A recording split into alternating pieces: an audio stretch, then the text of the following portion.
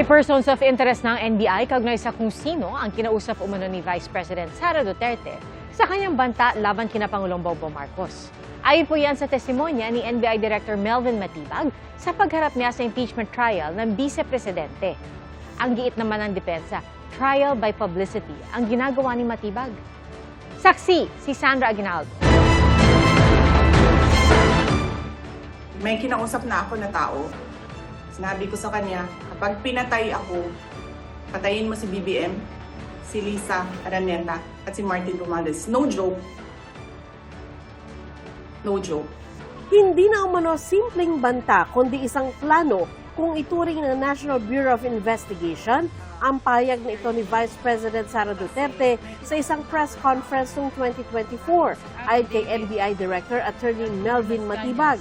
Sapagkat ang tingin po namin dito ay inianunsyo ng ating Vice Presidente ang kanyang planong pagpatay sa Pangulo ng Pilipinas at mga nabanggit pang kanyang gustong ipapatay doon po sa kanyang pagbabanggit sa kanyang press conference. Sa pagsalang ni Matibag bilang testigo sa impeachment trial, tinanong siya ng prosecution sino ang sinasabi ng bise sa press briefing na kanyang kinausap.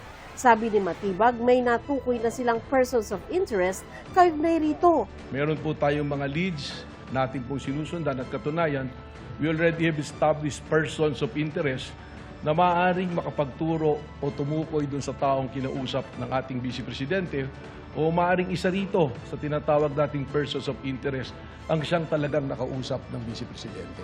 Pero tumanggi si Matibag na pangalanan ang mga ito dahil patuloy pa raw ang investigasyon at kailangan nilang protektahan ang kanilang mga informante. Itong persons of interest kasama sa pagpaplano at inamin sa inyo na merong pagpaplanong ginagawa para pumatay.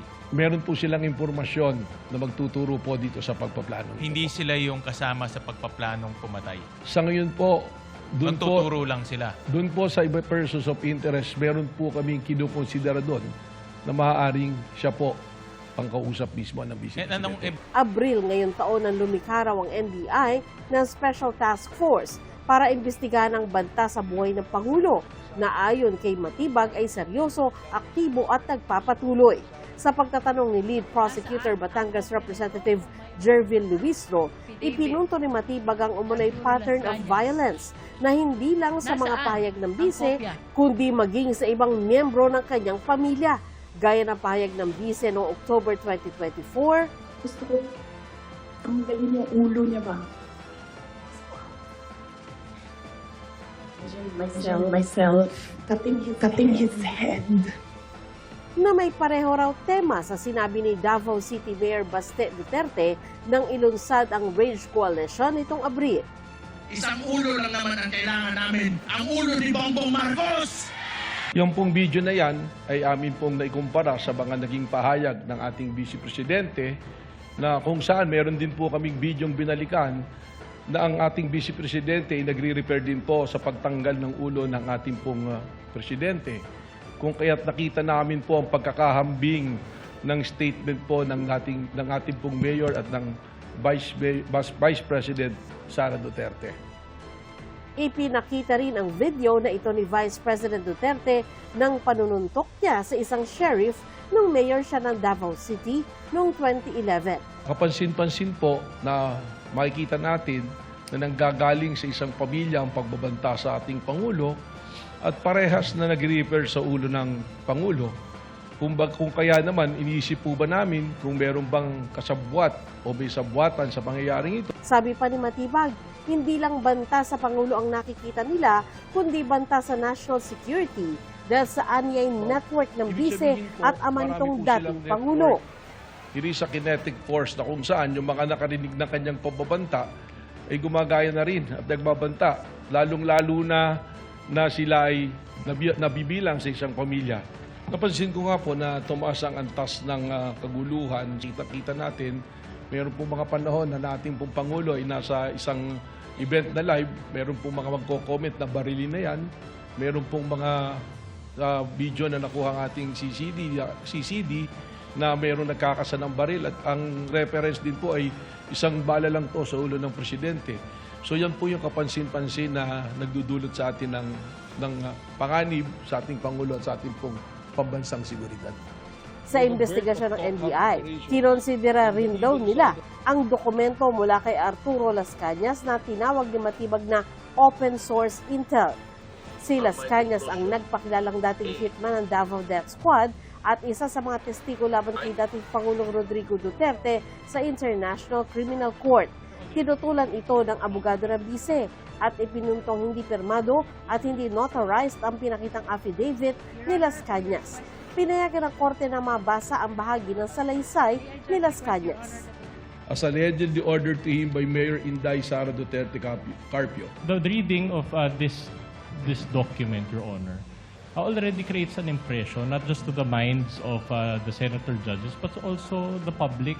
They may be misled, Your Honor, to believing the truth or falsity of these statements. So in other words, Your Honor, this is highly improper for, with all due respect, Your Honor, for this honorable court to allow the reading of a portion of an affidavit that was not authored by this witness. Ang depensa inilarawan bilang hearsay, sabi-sabi, masyado pang maaga at trial by publicity ang naging testimonya ni Matibag. Sa cross-examination ng abogado ng bise na si Attorney Mark Villuan, sinabi niyang tina-trial by publicity ang mga pahayag ni Matibag dahil wala siyang ibinulgar na iba pang detalye. Lalo't hindi pa naman daw pinalang investigasyon ng NBI sa umano'y pagbabanta ng bise. Isn't that a trial by publicity? Hindi po. Sapagkat kaya nga po namin hindi inilalabas yung aming pong mga confidential at secret na investigation. Lamang nga po, tayo'y pinatitistigo rito. Kung hindi nyo pa po pala kayang magbigay ng detalye, bakit nyo pa po nilabas na may leads kayo in the first place? Sagot ni Matibag, hindi pa nga tapos ang investigasyon. Pero oras na maging pinal ito, ay kukumprontahin o ihaharap nila kay Vice President Duterte ang resulta ng kanilang investigasyon. Mas maganda nga po kung si VP Sara mismo magsabi dito kung meron siyang kinausap. Tinawag din na hearsay ng depensa ang alam ni Matibag tungkol sa investigasyon na ginawa ng NBI noong 2025 dahil 2026 lang siya naging direktor ng ahensya. For the benefit of this honorable court and the Filipino people watching, inaamin nyo ba na wala kayong personal na kaalaman sa nangyaring investigation starting November 23, 2024? Malinaw naman po yun at ang korte po ay can take judicial notice of the fact na hindi pa po ako NBI director noong panahon na yun. So you're confirming that you do not have personal knowledge because you were only appointed as NBA director a year later or on February 20, Your Honor, ask and 2026, answer correct? I'm trying to look for the Filipino term for hearsay. Ano ba yung hearsay sa Tagalog? Sabi-sabi or chismis? Entries in official records are considered as prima facie evidence of the contents thereof. And thus, it's exactly the basis of the witness in answering the question of the defense. Sa tangkang pagkwestiyon ng depensa sa motibo ni Matibag, ipinakita nila na isang asawa ni Matibag sa mga nag-endorso ng articles of impeachment laban sa bise. Pati mga critical na opinion pieces ni Matibag kung saan tinawag niyang bratinela ang bise. Ayon kay Matibag, katawagan ito na galing sa ama ng bise na si dating Pangulong Duterte. Inilabas din ng depensa ang isang graphic na nagpapakita ng mas mataas na ratings ng bise kesa sa Pangulo. Punto ng depensa, may betrayal of public trust bang nangyari? You mentioned that you have an ongoing investigation. Do materials like this, insofar as how Filipino people view or trust VP Sara, have an effect in your investigation? Ang ibig sabihin po ba nito, ang isang pinakakilala at popular na tao pwede nang gumawa ng krimen at hindi natin papapanagutin?